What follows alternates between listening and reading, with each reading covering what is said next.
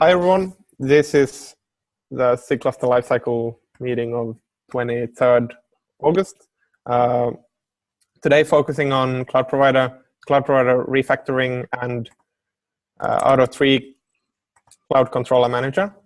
And yeah, this is kind of our first in this form meeting interactively instead of using GitHub.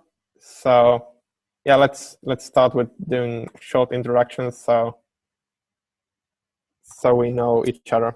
I'm Lucas, currently contracting for Weave, working a lot on Kubernetes mainly. Have been working with Sid and others on the cloud provider refactoring stuff as well since we talked about it in Seattle, I guess. Yep. Yeah. So I can go next. So yeah, thanks for the introduction to my name. I'm Sid. I worked with Lucas after I met him last year at KubeCon Seattle, where we discussed about moving the cloud providers out of the core so that my old employer, Rancher, could add itself to Kubernetes. And I've been working on that even after I left Rancher about a few months back, and I'm spending more time on it these days to get this cloud provider feature out in time, and also to support. I've also been spending time supporting various clouds to onboard to this, and just that kind of work recently. In terms of job, I just started my own company doing work around Kubernetes called Cascade. Yeah, that's it. Congrats on the new company. Oh, thank you. I can go next. I'm Andrew. I've been working, helping out with the Kubernetes project for about like 6 months now. And I recently joined DigitalOcean, so I figured this is a great project to kind of help out to get the best of both worlds. And so, yeah, that's it for me. Cool. So I guess I can I'll go next. I'm also Andrew, and I work as part of the Kubernetes team at Oracle in Bristol. And amongst other things, we're implementing a cloud controller manager to support Oracle bare metal cloud services. A couple of my colleagues who will also be introduced, TJ and Josh as well. I'll go next. So I'm Josh. I work at Oracle. I'm actually on a different team than Andrew and TJ. We actually have existing Kubernetes clusters that we're moving into bare metal cloud. So I'm interested in the CCM so we can make that move kind of easier and hopefully leverage what the cloud has to offer. We're on bare metal now. I'll just finish up all the Oracle introductions. This is TJ Fontaine. I'm kind of leading the open source Kubernetes efforts here at Oracle, trying to get all of the gears moving inside of a large enterprise machine that's relatively risk averse, but loves to adopt new technology. So here we are trying to do the right thing by the community, participating in useful ways. And so the first and easiest thing for us and for the community was to focus on, cloud provider aspects. And so that's why we're here. That's what we're working on. I'm just kind of here to observe for the most part. Thanks. Hey, I'm Jordan Liggett. I work on a lot of the API and authorization stuff, and I've also worked on a lot of the extension mechanisms like custom resources and external admission, and have an interest in getting the kubelet to play nicely with an external cloud manager. Hey, this is Walter. I work for Google. We're trying to get ourselves out so that we can also be good members of the community. I've been here about 8 months now, and normally I'm working on API machinery. Okay, I'm next. I'm Shashi. I'm with Huawei. So mainly I participate in the SIG Federation. Recently, there have been a move towards moving out of the deployment mechanism from the cluster scripts. So I'm currently working on to move from cluster scripts towards Kubernetes Anywhere, KubeADM kind of methods. So I'm interested in the discussion around like the what timeline it will be moved out and that kind of details.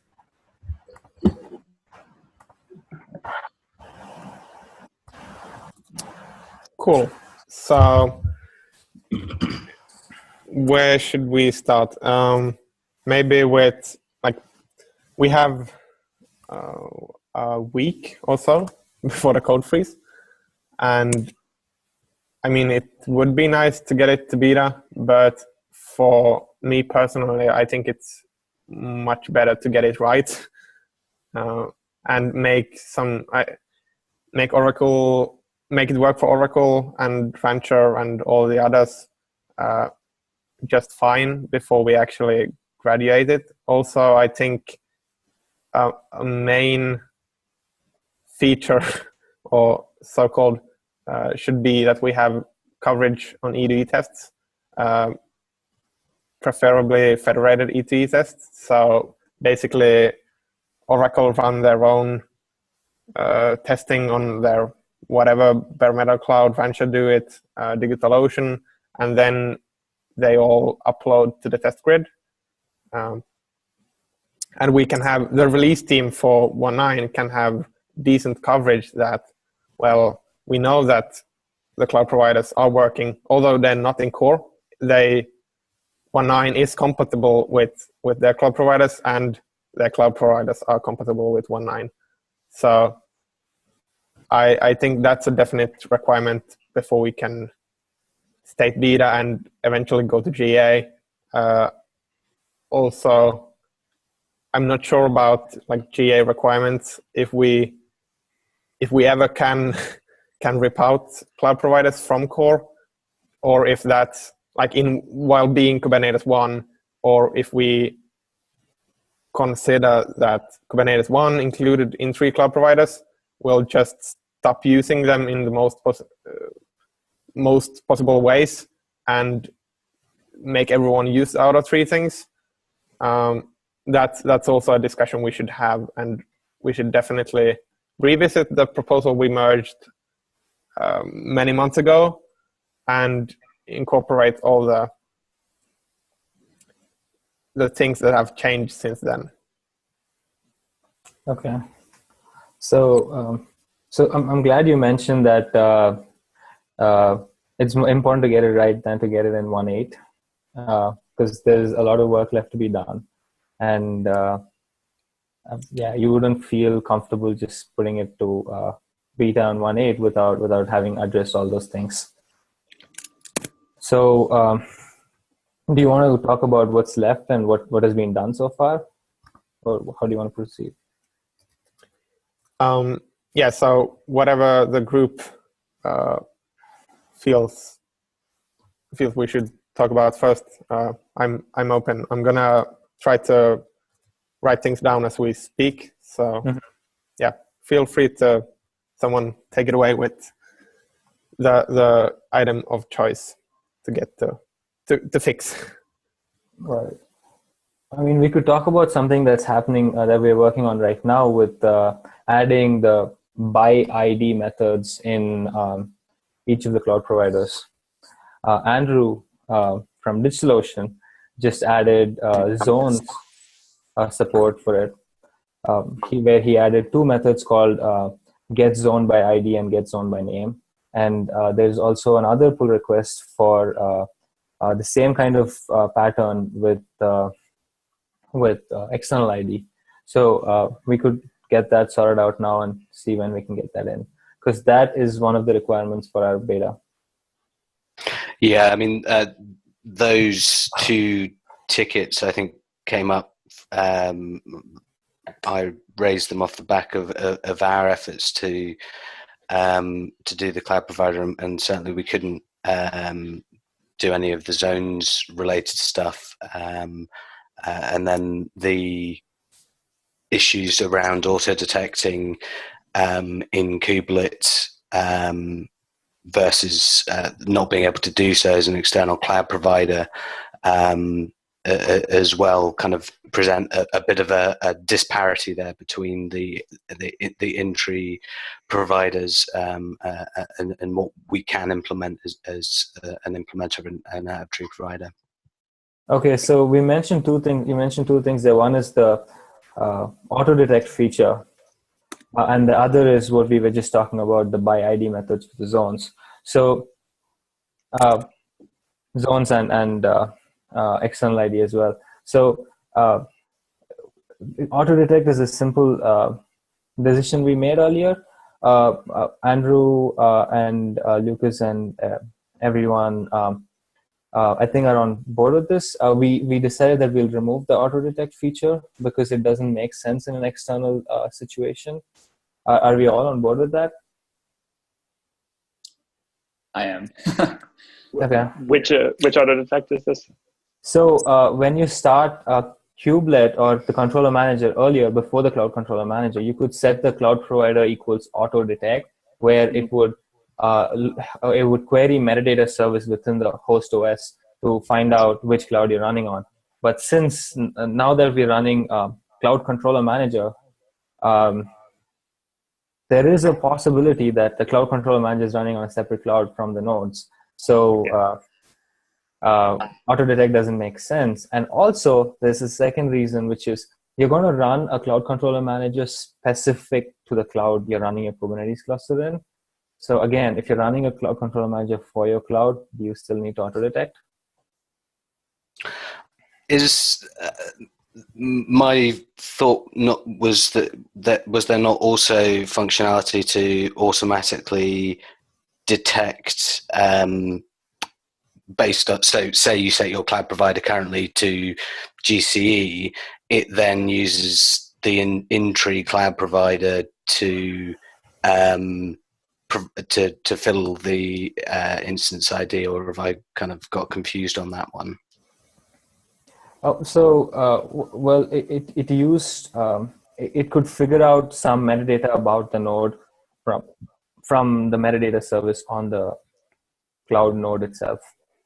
So instead of making API calls to the cloud provider, it could just query the host OS to find some information. But that model doesn't work anymore since we've moved to the external cloud controller manager model. Yeah, certainly. So is that kind of the only way that provider ID will ever be set going forward, that it's added as a flag to kubelet, and thus presumably that's out of scope for the functionality of kubeadm. I saw someone put a comment on that PR talking about it's something else that you've got to kind of manage in your orchestration system outside of kubeadm. I think that's the right way to do it, because the other option would be to have auto detect code in kubelet. Then we are again adding cloud specific code into kubelet. Then the whole feature was there so that we don't do stuff like that. So I can speak to the like adding cloud provider external on every node. This will be really straightforward in 1.9. So in 1.8 we have this new alpha feature called kubelet dynamic configuration, which makes it possible to specify a baseline configuration for nodes in the whole cluster, and also specify customized configuration for any node. And Mike Toffen has worked a lot on this from Google. And yeah, also in 1.8, hopefully beta in 1.9. And then we can just make a config map, a well-known config map, and set cloud provider external should be set everywhere. And kubelet will restart in a coordinated manner and apply that flag dynamically. So it will be solved in an in-core and easy way. And right now you have to set it with a configuration management system or whatever, but this is going to be fixed upstream as we go. So is this in 1.9? Yeah, well, hopefully beta in 1.9.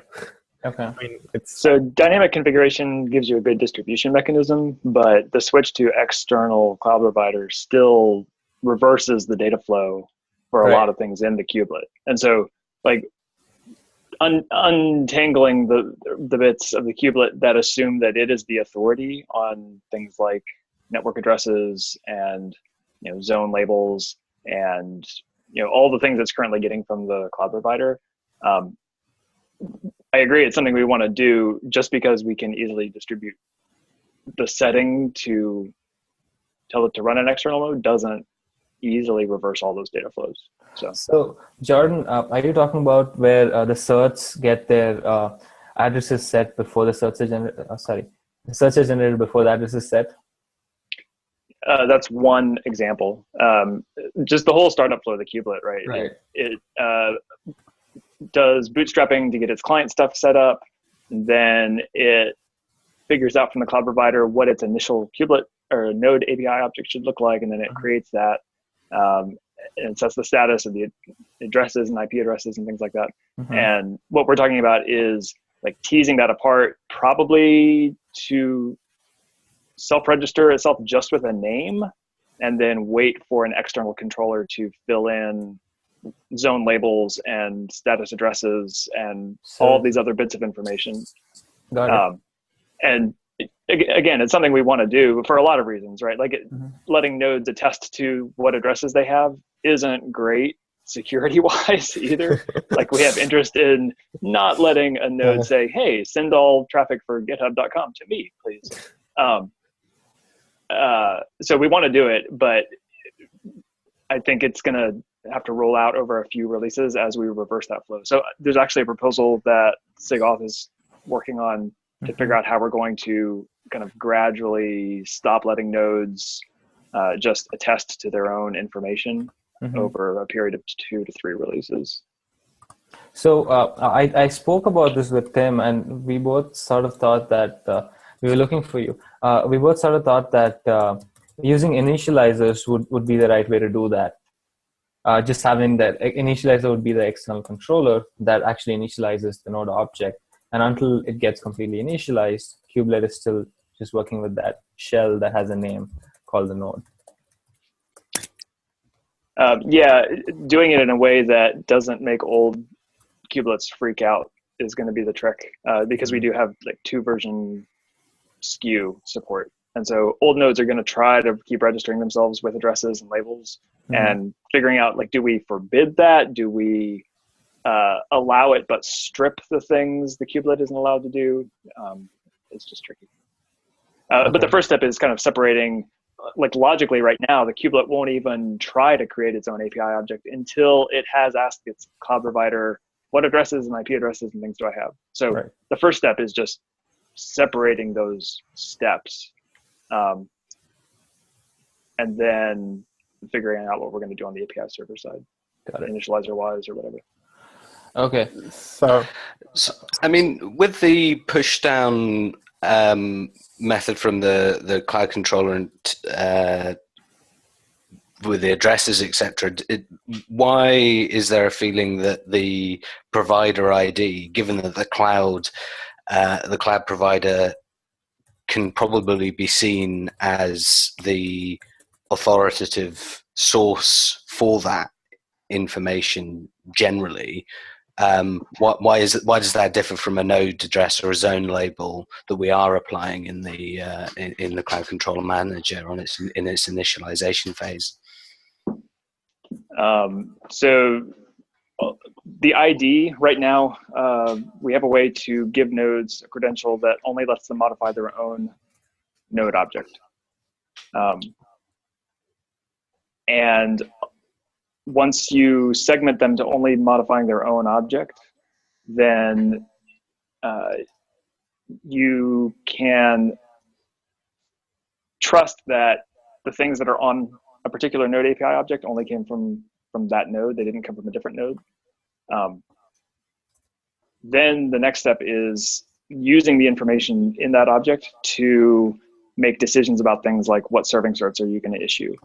And so we would like to take control of the fields that we would look at, like the IP and DNS names and things, away from the node and put it in a controller that is working off of a source of truth, either from a cloud or if you're running on bare metal, from config that you're feeding to that controller. Sorry, go ahead. No, it's fine. So can we safely say that that SIG-auth feature that's being worked on right now would be a solution to the kubelet cert issue that we were facing earlier? It's still there. We just haven't looked at it in a while. I think that moves the control to the right place. I think that it would have to coordinate with the cloud provider stuff. Again, the two dimensions are kind of like old kubelets, new kubelets. So we have a mix of behavior that we have to accommodate. And then the other dimension is people who are using cloud providers and people who are not using cloud providers. And the people who are not using cloud providers, they may not have a source of truth for like what IP address some random kubelet is reporting, right? They may not have a registry for that. So I think it's related, and we'll have to figure it out as part of that. So I think we'll be working together on this. Cool. So going back to what we were originally talking about before we went off on the tangent. So cloud provider auto detect, everyone is on board with taking that out? Do you have any idea? Sorry. Go ahead. Do you have any idea, like, if people are actually using this feature at all? Like, do people? I don't know. I couldn't tell you. Okay. I definitely think people are using it. I mean, we can't just go ahead and run errors things. I mean, what would you envision, like, for those who are using the auto detect right now? What do you envision the deprecation and like that kind of phase look like, migration phase? So I think Andrew told me this. Andrew came from DigitalOcean. He said this feature is alpha. Cloud provider auto detect is alpha right now, right? Yeah. Well, that's what the code says. Okay. So if it's alpha, it shouldn't be a problem taking it out, right, Lucas? Yeah, I agree. If it's alpha and we find that it's unnecessary and not that many people are using it, I don't see the problem with just cutting it off. But I don't know, Lucas. Yeah. So even though it's alpha, I'd have at least 3 months deprecation period, which means that we can deprecate it for 1.8 and remove it in 1.9 at the earliest. Okay. But do we get any direct benefits from doing that, or is it just like clean things up that's not needed? It's clean things up, less confusion, because now people wouldn't get confused with how they're going to do auto detect with the Cloud Controller Manager. Less bug requests coming our way. And there's somewhere in the code, there's an assumption that auto detect will be the default in the future, which also kind of is going in the wrong direction and going to mislead a lot of people. Yeah, we should definitely sync with Signode on this. Do some PSAs. Sid, could you please, or Andrew, file or send an email to Kubernetes dev with proposed deprecation notice of this thing, along with the motivations and other rationals and the migration plan for those who are using it. I mean, I'm not familiar with how much code it actually is right now, but is cAdvisor playing a game in there, I guess? Yeah, it is. Yeah, it calls cAdvisor. It's not much code, but yeah, it's not. And what cloud providers are supported using? AWS, Azure, and Google. yeah, that's what I thought. So it's not that many, and I think that all of these have other better solutions already. I mean, I guess a production user wouldn't use auto detect like on their custom scripts anyway. Probably like gkey for GC and so forth. So yeah, sounds good to me. We should definitely get Tim's buy-in as well if you haven't already done so. But yeah, communication is the key here if we want to do this. So would you say we write a small doc or something, or how do we communicate this that we're deprecating? I would start with a mail to Kubernetes dev. Okay. And from there, see if you can get lazy consensus. At the same time, in parallel, make a PR with the deprecation, like mark the flag deprecated, maybe mark out some places in the code that says like this won't be used or something. This is going away soon, and possibly a to-do like with your username or whatever to follow the app. And we need a tracking issue in Kubernetes and an update to Kubernetes features. Okay. Nice to get in the 1.7 release notes if we could too. That'll get more visibility at the top. Yeah, that's a good idea. Absolutely, yeah. It's a good idea. So, Andrew, do you already not have an issue for that, for tracking this? I do. I can put in the doc right now. Yeah, that'll be great. Can you follow up on that deprecating thing? I think you've already made some progress on that, right? Yeah, I can follow up on deprecating it. I'll sync up with Signode and see what they have to say, and I'll try to find who the original author for that feature was. Mm-hmm. And then I'll follow up with you guys after. Cool, thanks. So the next thing is talking about the by ID methods, zones, and external ID. So I remember, there was a discussion going on yesterday because in case of zones, we ended up adding two methods, get by ID and get by name. And in case of external ID, I was pushing for just having one method. My only concern was we were adding code that wasn't really necessary, but if it's really needed, we should go ahead and have it. So Josh or Andrew, we can use this platform to discuss about that and get a consensus on that. Yeah, we were talking too about, it seems like the API, the interface is getting a little weird because we have like the legacy version, we have the future version, but we don't really know what the desired outcome is. Like, should we just have provider ID supported, kind of get like an idea of what's our end goal so we can get an idea of what we need to deprecate now to have cloud providers work on early. Mm-hmm. If external ID should go away for the flag, obviously, then also if we shouldn't support node name in like the zone BR. That might help to get like an idea on how we're going with that. Okay. So we're definitely moving towards just using provide ID to address nodes. External ID is deprecated in the node object itself and in the various cloud provider functions that you saw. It hasn't been deprecated from the interface. That's what I was thinking was, that's what I was thinking it wasn't being deprecated.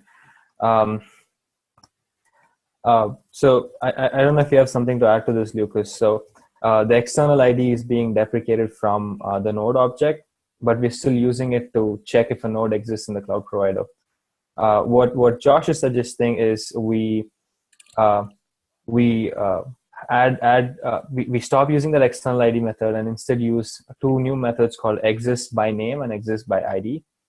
So I was thinking we can just continue using the external ID for legacy stuff and use the by provider ID method for the once provider ID gets filled into the node. And so, I mean, what do you think about that? So, well, obviously we have to keep backwards compatibility with all the in-tree cloud providers, and we can definitely not remove anything before we've made sure that all the in-tree cloud providers are migrated to the new method, be it exist by node name or what you said, or exist by provider ID. That's like step one. Once we're sure it's not used, at least not in the in-tree cloud providers, in the Kubernetes repo, we can again deprecate it for one cycle and then remove it. I mean, this is something. It's slow, yes, but it's such a it touches so many areas and so many users, potential users and admins and whatever. So we do have to be really careful with this whole process. It's extremely important, but it's definitely going to take time, as we're actually dealing with production users and a lot of existing valuable data for customers. So yeah, that's the path I'd go for that one. But otherwise, yeah, sounds good to me. Okay, so the conclusion is do we add both the new methods or just one? Well, given that, I mean, I don't know if GKE and these are ever gonna use provider ID, and in that context, name sounds sensible to me. Andrew, Okay. Do you have anything to add? Yeah, I think keeping name makes sense. I mean, provider ID is nice because we can kind of customize what data we send into the node. But I think it'll be really hard coordinating with all the people who use Kubernetes, their respective clouds, to come up with a format that works for everyone, and then have to have a requirement for a specific format for provider ID in all the kubelets. I feel like that could take many releases just to get it right. So I think I'm all for keeping support for the by name methods. Oh, cool. And with my PR, since it'd be changing external ID, which I find confusing as someone who's implementing a CCM from the beginning, I was like, how do I know when my node doesn't exist? So it's just a random comment. I have to return an error from this method. So what I could do is in all the existing cloud providers, just copy paste the same code that checks external ID. If the error is equal to the instance not found, return false. So that way I can implement it for everybody because I don't have to know about their cloud. I just have to call external ID to check that error and return true or false. Okay. Yeah. First of all, sorry that the methods are not just clear and explicit. I mean, that might work, but that might end up being harder than said. But but you have to kind of change every cloud provider now. What do you think about? I mean, just to get the PR in more easily, you could maybe use something like get it by check if it exists by external ID or provider ID, if that makes sense. I know it's not ideal, but I mean, it's easier to implement because it's an incremental change than something that changes a lot of different parts. So from my point of view, it's kind of confusing because external ID, like you mentioned, on the node object is deprecated. It's calling a method that's deprecated like that is a little weird. Yeah. Especially when it's returning provider ID, which is another variable. Yeah, I totally again see what you mean. I mean, it's okay. It's up to you. It might be hard to get the pull request in, but yeah, sure, go with that. Yeah, I mean, we could always add the provider ID at first and then see how it goes and add the other one later. At least having the provider ID support the instance check that way. And then kind of like what I proposed, or just do external ID for now, add the provider ID, the instance check method, and then add the other one later always, I feel like. But we at least need the provider ID check in there. Yeah, so okay. I'm wondering what benefit do we get from essentially renaming get node by external ID. Well, code maintainability. Sorry? I was saying code gets easier to understand and manage. So, but I mean, if the functionality is 99% the same, what direct benefit do we get of just renaming the interface function name? Well, see, we're at this stage where we're getting a lot of different people to write this Cloud Controller Manager, and they follow the interfaces that are defined in cloudprovider.go in Kubernetes core. And if we have a clear interface which says exists and by provider ID or by name, rather than saying check if it exists by checking if an external ID exists, it's clearer, and it'll help a lot of cloud providers to implement it easily and bug-free way. Yeah, but I just wanted to make it clear that this isn't a technical thing. It's more like a user-facing for whoever is writing the controller manager. Yeah. Thing. Well, I mean, there could be better APIs to use for each cloud. So, like, I mean, if you want to go really technical, you might be able to reduce the amount of network calls the Cloud Controller Manager has to make if it only needs to check exists and not have to do, call external ID or whatever. But like that's like a minor technical effect. It's a small benefit, yeah. Still a benefit. That's a big benefit to us. It's really expensive to like query by like hostname, and provider ID is easy because we can get the ID of the instance. That's actually the reason why I want provider. So are you? I mean, you still transmit the whole JSON object, right? It's not like, or the protobuf. It's not like you're just getting one part of it, or you're not just checking if it exists.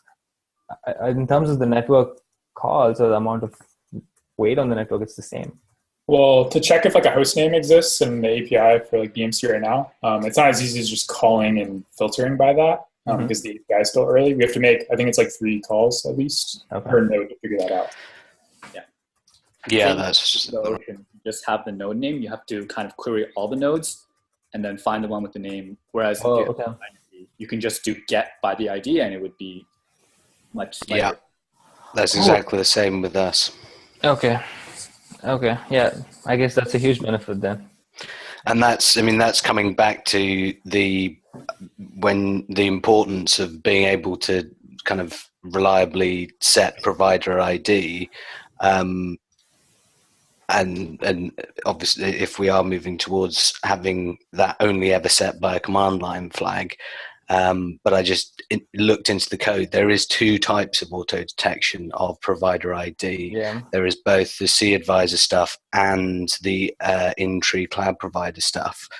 And so that's kind of where that discrepancy between in-tree and out-of-tree providers really hits home. Right. So assuming we're removing the auto detect stuff, it clears up a little bit of the discrepancy. Yeah, but presumably we'd also have to remove the call to the clouds, the cloud provider, internal cloud provider in Kubelet as well. Yes. And then it also follows the format that it was already decided upon. And we need to make sure that whoever else is using this provider ID, just any other part of Kubernetes that's using this provider ID, is refactored such that it doesn't get affected when we remove it. So an immediate question is that I don't think we should remove for in-tree cloud providers, right? We shouldn't remove the auto detection of provider ID, but instead we will remove the auto detect of which cloud provider to use. Isn't that right? Otherwise, we're breaking a contract of what we have for in-tree. I completely agree with you, but then you're limiting the out-of-tree providers, and there is a usability benefit of the in-tree providers have versus out-of-tree providers there. Well, see, go ahead, Lucas. Yeah. So, I mean, this would only when we remove the the functionality automatically detect which cloud provider to use.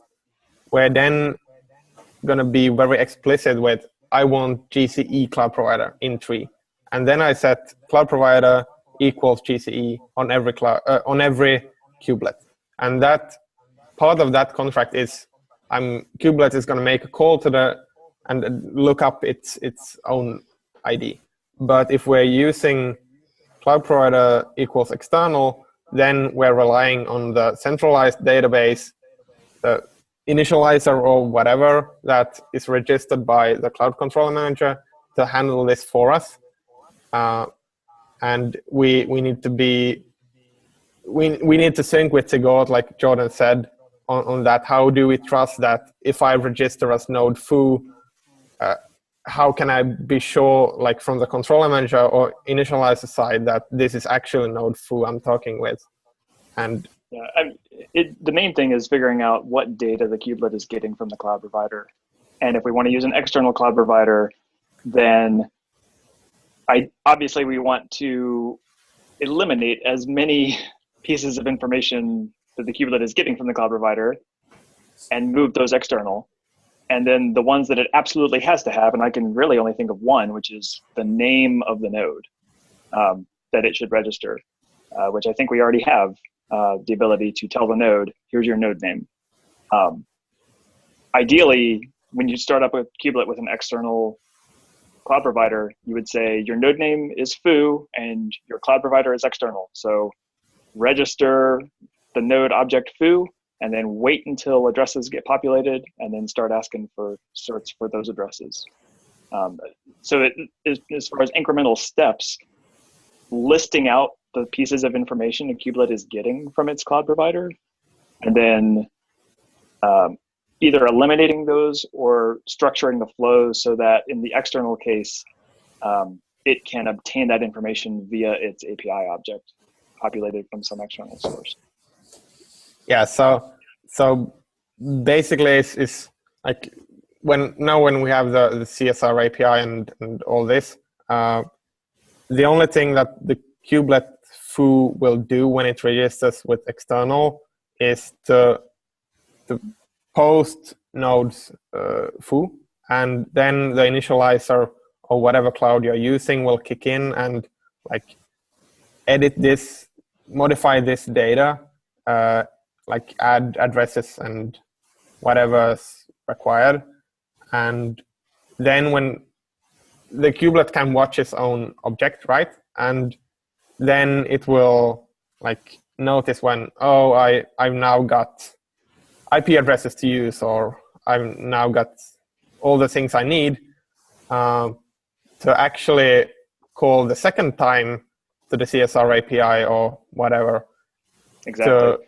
And we can already start splitting that flow apart, right? Like today it's a single register call, but we can split the register call and register an empty node object, and then have a second block that switches on cloud provider. And in the external case, it watches its node object. And in the non-external case, it asks its cloud provider, right? So I think if we want to do incremental things, which I think we have to, restructuring that bring up flow can be done a little bit at a time, just teasing apart those stages of the kubelet bring up. And that'll make it really clear where we are depending on information from the cloud provider in tree, just the signatures of those methods, right? Yeah, I think that sounds really good. And yeah, if we can do something, I mean, well, as we said in the beginning, all this should really get its own like updated proposal for exactly what we're trying to implement and all the steps required. I mean, Sid did great work with the initial steps. That's kind of done now, but here we are, and we're seeing a lot of other problems with like authorization, authentication, all the provider ID things. The interface has to be cleaned up. Need to remove some legacy functionality, etc., etc. So It seems like the keeping the list of items that are yet to be done up to date, like for each of the components, the proposal listed each of the components and how they are currently using the cloud providers. And since that has merged, more things are being done via cloud providers. Yeah. And so like the goal is to keep that list up to date, come up with incremental things we can do to restructure things to make it clear where the data is coming from and enable the external cases now. So like the kubelet bring up is a good example. And then kind of evangelize this broadly enough so that as people are going and doing additional work, they stop looking at the in-tree cloud providers as a really nice place to just hang random bits of function. I know one thing that got added recently was some of the etcd storage encryption stuff. So clouds can provide key management services, and Google has one, and Amazon has one, and so that got added into cloud provider. And so part of it is us keeping up with what is yet to be done, coming up with little plans of attack for each bit. So a plan of attack for the kubelet, a plan of attack for the API server encryption stuff, a plan of attack for the controller manager, and then making sure the wider community knows this effort is going on, similar to what's being done with the storage stuff, right? Where we're really trying to move to flex volumes and CSI and like these external volume plugins. Something similar here, saying we're trying to limit expansion of the cloud provider interface so that we can externalize these. And unless the community is aware of that, it's like plugging holes in the dike. It's just gonna keep leaking in, and you're never gonna make progress. Yeah, that's a good point. It's you got to communicate really well and just do things, keep things really well tracked. I guess that means to answer Andrew's question about provider ID. Andrew, do you think you could make a proposal for that user experience of auto detecting provider ID? In terms of the provider flow? Yes. I'm not sure I'm following that. So there were two auto detectings we were talking about. Yeah. One was auto detecting the cloud provider itself. The other is auto detecting the provider ID of the node, which happens today. So with keeping in mind Jordan Legit's work with reversing the flow of how kubelet starts getting the information of the node,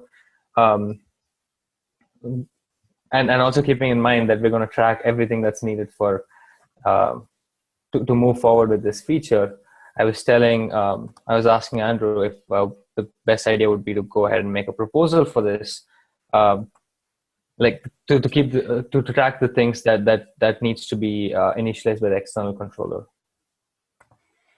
I'm not sure the best way to track it. The existing proposal kind of covers what we're wanting to do in broad strokes. I think if we have a lot of little tiny proposals, it's going to be really hard to keep track of what is done and what needs to be done. For efforts like this, where it's kind of a moving target, I'm not sure the best way to keep a proposal and all the associated tasks up to date. Like a tracking issue with 1,000 checkboxes is kind of what you want, because it's going to change, right? Like something new will come up, and I don't know that the proposal that says we want to externalize cloud provider needs to be re-updated every time we notice, oh, here's like an IP address we're getting from the cloud provider here. Let's go update the proposal. It's more, the proposal is move externalize cloud controller and cloud provider. And then we've got tasks associated with that. I don't know, maybe updating it, referencing an issue, a tracking issue. I don't know. Okay. I mean, that sounds good to me. There's an open issue from the cloud provider side of things that I believe Andrew S. has submitted a PR from the cloud provider side. Obviously, that it's a much bigger task to take out the kubelet side, but there seem to be kind of opposition to to actually having the cloud control manager set the provider ID. Okay. So just that we're conscious of the time. Yeah, but I think aggregating all this stuff, it's going to take some meetings, of course, and aggregating all this stuff that we know at present, updating the proposal so we're all clear with like, this is the new direction, we're going to go, and here's a tracking issue for further information and updates. Sounds really good. So we have what we know like in 2 weeks, we'll write down, be clear with, and communicate to the broader community to review and look at, and then keeping, as Jordan said, the nitty-gritty implementation details after that, just like in an issue or something that could be easily updated. I think we also, I mean, I can talk with some other maintainers or SIG release or whatever to add some label for this. I mean, we already have too many labels in the core, or somehow to better track this. We have a SIG cloud provider, or we have an area cloud provider. Oh, label. Cool. Yeah, so we could track this better. Then I think still we need to somehow make a call on in-tree cloud providers. Jordan, you've worked with API as well. So to me, it seems strange to remove something that's part of a version V1 contract of having these in-tree cloud providers while we're in the 1 series of Kubernetes. Yeah, I mean, I think it'll look a lot like the in-tree volume plugins, right? We have to get the replacement mechanism up to parity with functionality, and then I think part of that should be looking at the existing cloud providers and saying, could we implement this as an external cloud provider? And if we couldn't, then can we really say that external cloud providers are as viable, right? We're having similar discussions with volume plugins to say, in-tree plugins have this info. What's the story for out-of-tree plugins? And then once the mechanisms are there, I think we should work to convert the existing ones, but that's a second step. So, I mean, that was the original plan, where I think we sufficiently ensured that out-of-tree cloud providers can be viable. Now, Tim always had this plan of doing about 3 cycles of deprecation of this V1 interface, of having cloud provider having in-tree cloud providers, or 3 release cycles. I do like what Lucas is saying with breaking the contract with the 2.0 release. So I mean, it kind of lines up with getting close to 2.0, and we're also getting close to getting this out. So, well, we could release 1.20 still. I mean, it's I don't think we're that close to Kubernetes 2, but yeah, as Jordan also said, I think first when we moved all cloud providers out of tree, we have a viable implementation out of tree. It's EDE tested and feature pair with all the others, and I mean, then we actually can consider this like no ping or something. When you talk about the API, are you referring to like the command line options? What API are you referring to? So I was more thinking about the like user, of course, the command line API, but also like the user facing API of things. I mean, right now the cloud provider is pretty coupled to volume plugins. Like if you enable GC you can use GC persistent disk. That API, what's the status of that, by the way? I mean, will those ever get ripped out, even though we have CSI? I mean, it's part of the same conversation here. Yeah, so the goal is to have out-of-tree plugins that can satisfy the GCE persistent disk and AWS EBS persistent disks. So that, and I think that prereqs this, right? Like you can't remove the cloud provider interface before the volume plugins that are in tree that depend on it get moved out. So just keeping up to date with what are the high-level things that stand in our way, and making sure we don't add more, and then getting the things that we can done to enable external ones. And if you had an external one and you lost the ability to do AWS EBS and GCE persistent disk, well, if you're running your own cloud, you probably don't care about those, right? So you'll be okay with running your own cloud provider on your own cloud and using external volume plugins. So a lot of the migration concerns don't really present a problem as long as external is possible. Where it presents a problem is getting rid of the existing in-tree ones. So yeah. All right, so I know we're out of time. Yeah, exactly. We have to stop here, but we should coordinate on an issue or something. I could actually ask Sarah if we could get a Slack channel or something. I don't know what's the best way to keep this together. I mean, there was this proposal for a cloud provider refactoring. I don't know if that ever got lazy consensus. No, we decided not to go with that. The SIG cloud provider, right? No, so work group that was proposed in the community meeting a month or and a half ago, maybe. So what I would probably do is take this as a high-level topic to the SIG architecture call. Like say, is external cloud provider a thing that we want as a project? And if it is, and I think it is, based on the proposal and the direction here, then track what remains in a tracking issue. And then we can reference that, and when things come up that conflict with that direction, we can say, this is gonna take us further from this goal. See this issue in this architecture decision.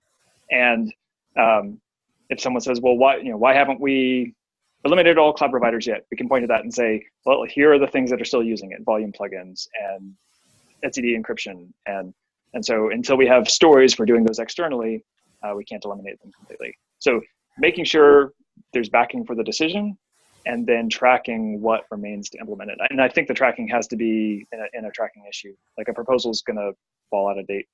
So something that is referenced by the proposal and then links out to issues and polls and all the various bits of code that have to be adjusted. So a quick question: if we're going to continue having the in-tree cloud providers and out-of-tree, do we expect cloud providers like GCE and Amazon to maintain both?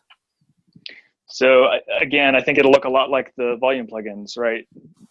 There will be a time period where we will have both in-tree and containerized or external plugins that satisfy GCE or EBS.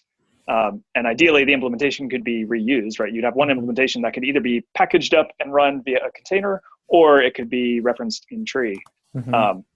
And I expect there will be a period of time where you will have both. Okay. And at the point where you have both, then you can deprecate the in-tree ones and say, there is now a viable way to continue using the same function, AWS, GCE, whatever, externally. And then we can start the clock ticking and say, you have 2 releases or 3 releases to switch to these external versions. I like that. That sounds great to have both, and then you know that it's viable at that point. Yeah. I'll follow up on I mean, personally, I'm fine with keeping this kind of conversation under the SIG plus lifecycle umbrella, like I did impromptu today. But, well, I mean, both for visibility and because it is it does affect so many things, right? Like we just rattled off storage and the volume plugins and the node and auth and cloud providers. So it's super cross-cutting. We need it for both visibility and for just agreement, and to make it so the SIG leads for all these other SIGs that are doing work in these areas aren't working at cross purposes to us, right? Like people want to do the right thing, but if they're not aware that we're trying to externalize these, they're going to keep adding stuff that's going to get in the way. So if we were going that direction, how do we go about it? Do we just start a working group, or do we create that architectural concern like you just said? I would probably get something on the SIG architecture agenda. I know they have office hours, so either during office hours or during the actual agenda meeting. Okay. And probably start there and see what's recommended. I don't expect opposition. It's mostly just making sure the right people know. Yeah, okay. I can follow this up tomorrow in the community meeting as well. The proposal was there. I don't know if the thread has been dropped to create like officially a working group for this kind of thing. Yeah. But a lot of it is people don't know what the implications are, right? Yeah. Like they say, oh yeah, external cloud provider, cool. And then they forget that every method that gets added to the cloud provider interface takes us further from that goal. Yeah, cool. But yeah, we'll stop here for this time. Then we'll think offline on the things that have to be needed. Help wanted from. Andrew had some action items. Maybe both Andrews. We'll see. And I'll also reply with the SIG auth proposal talking about the node info. Pull that in. Thanks. Exactly. Yeah. And we'll see how much of this like deprecation stuff we can add into 1.8. Yeah. One last thing, Lucas. Can you look at the persistent volume controller labeling PR? Yeah, I can do that tomorrow. Okay, hopefully. Thank you. Cool. Bye, everyone. Cheers, guys. Thank you. Happy Wednesday.